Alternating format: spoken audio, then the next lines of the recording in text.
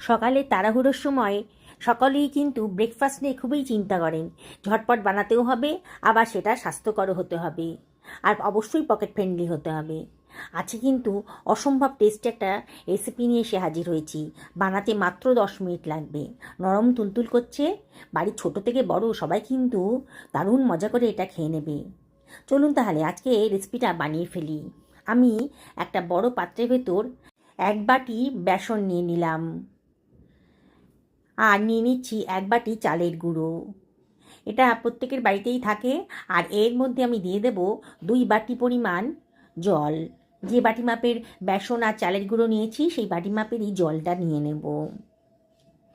এবার একটা হুইস্কের সাহায্যে আমি সব কিছু খুব ভালো করে মিশিয়ে নিচ্ছি। খুব ভালো করে মিশিয়ে নিতে হবে যাতে কোনো লাম্পস না থাকে, দলা না থাকে আর কি।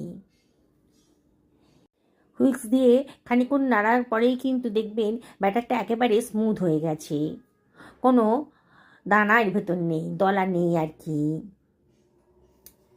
দেখুন খুব সুন্দরভাবে পেস্টটা কিন্তু বানিয়ে নিতে হবে।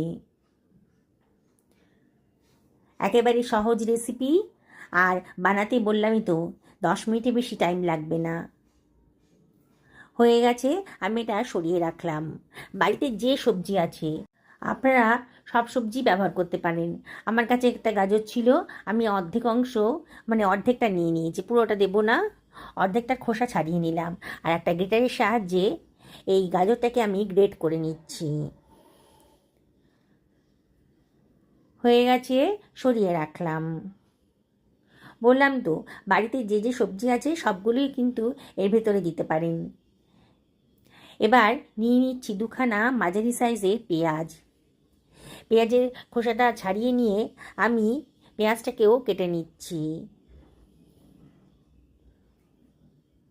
আমি যে পরিমাণ বেসন আর চালের গুঁড়ো নিয়েছি তাতে আমার 2খানা পেঁয়াজই যথেষ্ট। আপনারা যদি বেসন আর চালের গুঁড়োর পরিমাণটা বাড়ানো কমানো করেন তাহলে কিন্তু পেঁয়াজের পরিমাণটাও বাড়িয়ে কমানো করবেন, তাহলে কিন্তু রেসিপিটা টেস্টি হবে। দেখুন পেঁয়াজটা কুচি কুচি করে কেটে নিয়েছি, একটু বড় সাইজের করেই কেটেছি, খুব বেশি মিহি করে কাটিনি। আমার মিনিট 2-3 হয়ে গেছে। ব্যাটারটা আবার একটু নাড়াচাড়া করে দিলাম ব্যাটারটাকে। দেখুন কতটা স্মুথ হয়ে গেছে। এবার এর ভেতরে দিয়ে দিচ্ছি কুচনো পেঁয়াজটা, গ্রেট করা গাজরটাও এর ভেতরে দিয়ে দিলাম। এবারে এর ভেতরে দিয়ে দিচ্ছি 1 টেবিল চামচ লবণ, প্রয়োজন মতো লবণটাই দেবেন। এবার দিয়ে দিচ্ছি 1/2 টেবিল চামচ গোটা জিরে, 1/2 টেবিল চামচ লঙ্কার গুঁড়োও দিয়ে দিলাম, লঙ্কাটা অবশ্যই নিজের পছন্দ মতো দেবেন। 1/4 টেবিল চামচ হলুদের গুঁড়ো দিলাম জাস্ট কালারের জন্যে, খানিকটা কাঁচা লঙ্কা কুচিও দিয়ে দিলাম। আর দিয়ে দিচ্ছি 1/2 টেবিল চামচ হিং। হিংয়ের গন্ধ যদি পছন্দ করেন তাহলে দেবেন, না হলে বাদ দিয়ে দেবেন। লঙ্কাটাও নিজেদের পছন্দ মতো দেবেন। সব কিছু আবারও খুব ভালো করে মিশিয়ে নেব একটা হুইস্কের সাহায্যে। দেখছেন তো বন্ধুরা বানানোটা কতটাই সোজা। ঘরে থাকা সামান্য উপকরণ দিয়ে কিন্তু এই রেসিপিটা আপনি বানিয়ে ফেলতে পারবেন।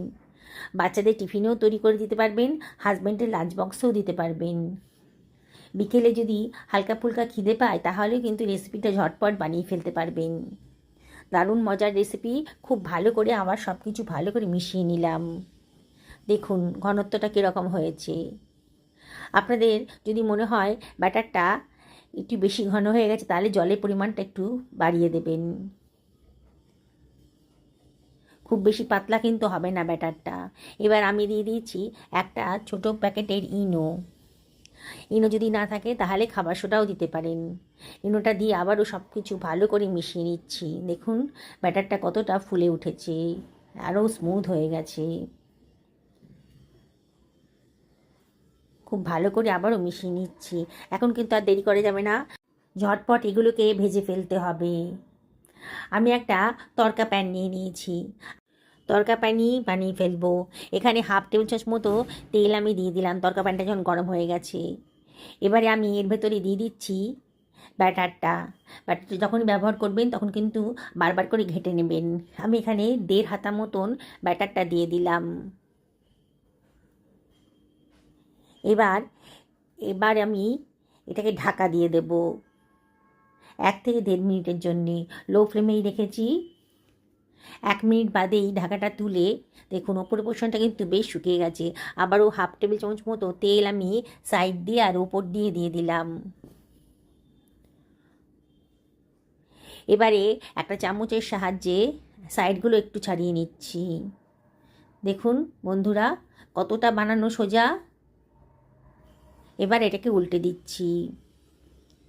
গ্যাসের ফ্লেমটা লোতেই রাখবেন। আবারও 30 সেকেন্ড মতো একটু ভাজা ভাজা মতো করে নেব। দেখুন কত সুন্দরভাবে প্যান থেকে বেরিয়ে আসছে। হয়ে গেছে, একটা বানানো হয়ে গেছে কিন্তু আমি আর একটা আপনাদেরকে বানিয়ে দেখাচ্ছি। ওই প্যানের ভেতরেই আমি দিয়ে দেবো আবারও 1/2 টেবিল চামচ মতো তেল, আবারও 1.5 হাতা মতো ব্যাটার আমি দিয়ে দিচ্ছি।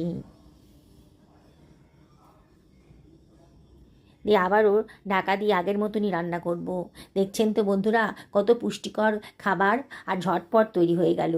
আমি গ্যারেন্টি দিয়ে বলছি, একবার যদি বাড়িতে বানান না, দেখবেন সবাই কিন্তু আবার বানানোর জন্য রিকোয়েস্ট করবে আপনাকে। আবারও সামান্য তেল দিয়ে দিচ্ছি। যারা ডায়েট করছেন তারাও কিন্তু রেসিপিটা খেতে পারবেন।